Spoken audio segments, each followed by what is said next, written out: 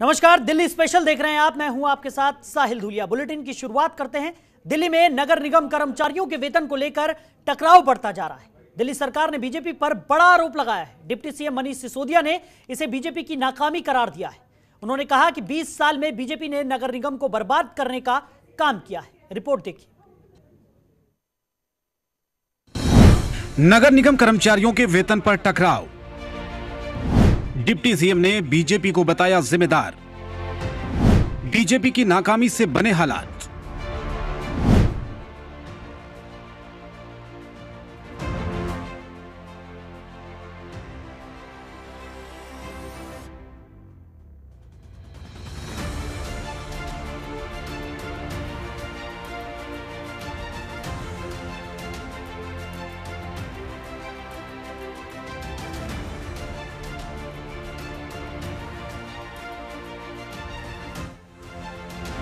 आज भारतीय जनता पार्टी के शासन में दिल्ली नगर निगम की हालत ऐसी हो गई है जैसी देश की किसी संस्था की कभी नहीं हुई कि आज नगर निगम बिकने के कगार पर है। आज तक देश में कोई नगर निगम, कोई पंचायत, कोई लोकल बॉडी इस कगार पे नहीं पहुंची कि उसको अपने कर्मचारियों को तनख्वाह देने के लिए अपनी प्रॉपर्टीज बेचनी पड़े।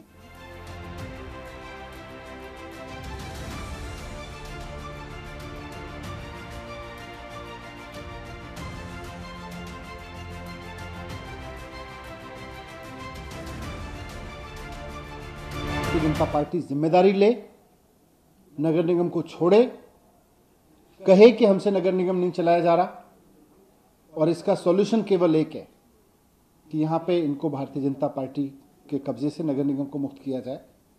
आने वाले समय में जनता अपने आप करेगी, लेकिन अभी भारतीय जनता पार्टी पूरी जिम्मेदारी ले कि हमसे नगर निगम नहीं चला। आज नगर निगम को हमने 20 साल के शासन में इस हद तक पहुंचा दिया है कि उसको अब अपनी प्रॉपर्टी बेच के तनख्वाह का इंतजाम करना पड़ेगा।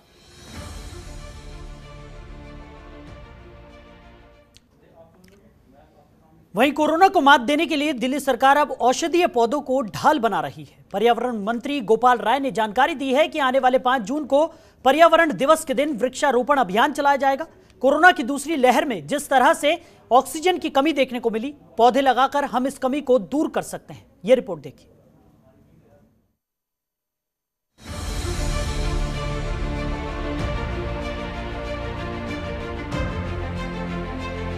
कोरोना की दूसरी लहर में सबसे ज्यादा किल्लत ऑक्सीजन की देखने को मिली। दिल्ली सरकार इस कमी को दूर करने की कोशिश में जुटी। कोरोना से बचाव के लिए दिल्ली में औषधीय पौधे की ढाल तैयार की जा रही है। पर्यावरण मंत्री गोपाल राय ने बताया है कि आने वाले 5 जून को विश्व पर्यावरण दिवस के दिन दिल्ली में वृक्षारोपण अभियान चलाया जाएगा, जिसमें दिल्ली में बड़ी तादाद में पौधे लगाए जाएंगे। 5 जून से दिल्ली के अंदर अगले साल का वृक्षारोपण अभियान शुरू किया जाएगा। इस साल अगले 1 वर्ष में सरकार ने दिल्ली में 33 लाख पौधे लगाने का निर्णय लिया है। वहीं उन्होंने लोगों की इम्यूनिटी बढ़ाने के लिए औषधीय पौधे लगाने पर जोर दिया। उन्होंने कहा कि इम्यूनिटी बढ़ाने वाले करीब 13 तरह के पौधे लगाए जाएंगे। जो प्रतिरोधक तंत्र बढ़ाने वाले जड़ी बूटियां हैं, ऐसे पौधे हैं, इनको लगाने का अभियान शुरू किया था, जिसमें कढ़ी पत्ता, आंवला, नीम, बेहड़ा, जामुन, अमरूद, अर्जुन, सहजन, बेलपत्ता, नींबू, तुलसी, एलोवेरा, गिलोय, इनके पौधे हैं।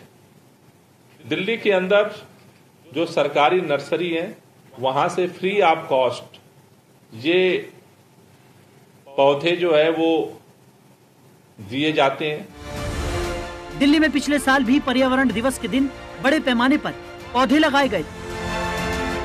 केंद्र सरकार ने दिल्ली को 15 लाख पौधे लगाने का लक्ष्य दिया था, लेकिन दिल्ली में करीब 32 लाख पौधे लगाए गए। नर्सरी से लोगों को पौधे बांटे गए थे। इस साल भी कुछ ऐसी ही तैयारी की जा रही है। 1-2 दिन में दिल्ली सरकार की तरफ से ये साफ हो जाएगा कि कहां कितने पौधे लगाए जाएंगे। ब्यूरो रिपोर्ट, जनतंत्र टीवी। उधर ब्लैक फंगस को लेकर राहुल गांधी के ट्वीट के बाद कांग्रेस नेता और पूर्व विधायक मुकेश शर्मा केंद्र सरकार पर हमलावर हो गए। सरकार को घेरने के लिए पूर्व विधायक मुकेश शर्मा ने धरना देने का ऐलान किया। धरने के लिए वो पीएमओ जा रहे थे, लेकिन विकासपुरी पुलिस ने उनके मंसूबों पर पानी फेर दिया। पुलिस ने मुकेश शर्मा की गाड़ी को घर से बाहर ही नहीं निकलने दिया, जिसके बाद वो घर पर ही धरने पर बैठ गए।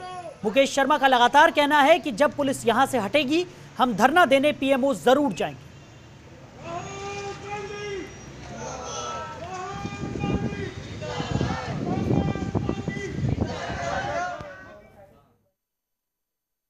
मेरा स्पष्ट रूप से कहना है कि राहुल जी ने ट्वीट किया था, आज ब्लैक फंगस की दवाई को लेकर पूरे देश में हाहाकार मचा हुआ है। ये सरकार पूरे तरीके से ब्लैक फंगस की दवाई देने में फेल रही है। किसी की एक आंख निकल रही है, किसी की 2 आंख निकल रही हैं। ये सरकार की जिम्मेदारी है दवाई उपलब्ध कराए।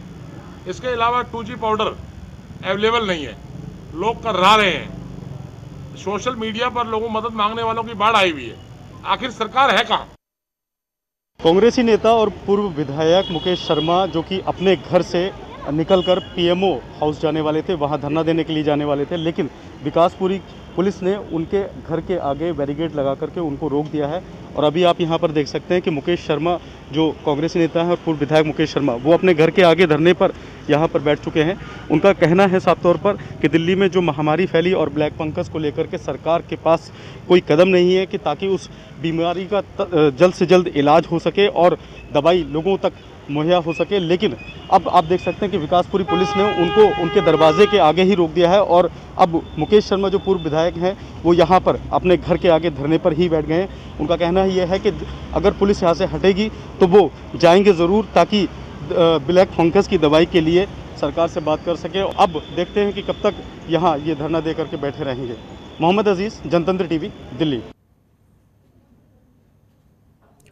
तो बढ़ते आगे, बात करते हैं दिल्ली में कोरोना की रफ्तार की। तो दिल्ली में तेजी से कोरोना के केसेस घट रहे हैं। 24 घंटे के आंकड़ों पर एक नजर डाल लेते हैं। 24 घंटे में कोरोना के 576 केसेस सामने आए। 24 घंटे में 1287 लोग कोरोना से ठीक हुए हैं। 103 लोगों की कोरोना से मौत हो गई। 24 घंटे में 73,451 लोगों की कोरोना से मौत हुई है।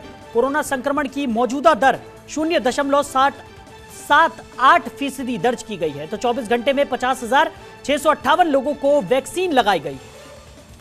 तो दिल्ली में तेजी से कोरोना के केसेस घट रहे हैं।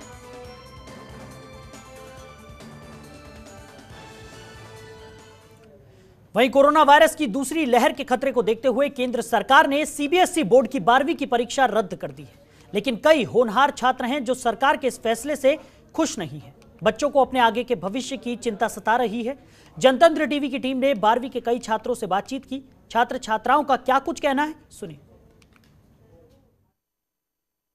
महामारी के चलते मोदी सरकार ने एक अहम फैसला लिया है कि उन्होंने 12वीं क्लास की जो होने वाली परीक्षा थी उनको रद्द कर दिया गया है। इससे पहले आपको बता दें कि परीक्षाओं को लगातार टाला जा रहा था, जिस पर बच्चों पर बहुत बड़ा असर कर रहा था। और हमारे साथ कुछ यहाँ पर मौजूद हैं छात्र और छात्राएं, उनसे बात करते हैं कि परीक्षा रद्द होने के बाद उनके ऊपर कितना असर पड़ा है और उन्होंने इस परीक्षा को लेकर कितनी तैयारी की थी। सबसे पहले आपका नाम क्या है? पवन। कौन से स्कूल में पढ़ते? Government sector 6 Sarvodaya senior secondary school. जो परीक्षाएं रद्द हुई हैं इस पर आपका कितना असर पड़ेगा? असर तो बहुत पड़ा, क्योंकि प्रैक्टिस हम लोगों ने बहुत अच्छी करी थी और उसका हमें वो हिसाब नहीं मिलेगा, क्योंकि परसेंटेज मेन चीज़ परसेंटेज है। कॉलेज में हमें एडमिशन के लिए परसेंटेज चाहिए, तो मेन चीज़ वही है। आपका नाम क्या है? आचल।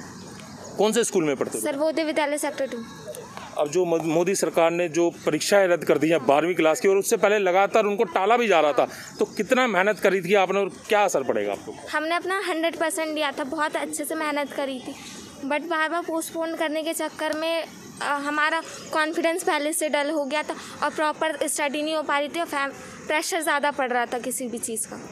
अब चुनौती कितनी रहेगी, क्योंकि बिना मेहनत करे अब प्रमोट कर दिया जाएगा। अब 12th के बाद कॉलेज में जाना, कॉलेज में एडमिशन के लिए दिक्कत होगी, अच्छे कॉलेज में प्रॉब्लम होगी आने में। लगातार छात्र यही बोल रहे हैं कि जो उनकी मेहनत थी वो बेकार गई है। अब जो कॉलेज में जो एडमिशन होंगे वो उनको मनचाहा अब कॉलेज भी नहीं मिल पाएगा। सीबीएसई बोर्ड का एग्ज़ाम रद्द कर दी। मेरे साथ एक 12th की स्टूडेंट है, मैं बात करता हूँ। क्या नाम है आपका? हर चीज़ के अपने प्रॉस एंड कॉन्स होते हैं। ये अच्छा है उन बच्चों के लिए जिनके पेरेंट्स का इसमें डेथ हो गई है कोरोना की वजह से।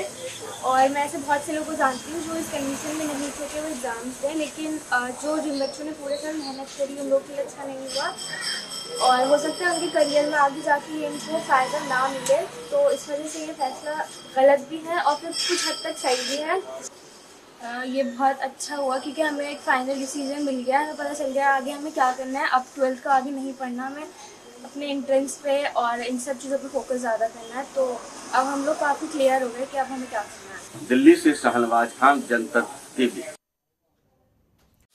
खबरों के निष्पक्ष विश्लेषण के लिए सब्सक्राइब करें Janatantra TV and press the bell icon. Never miss any update.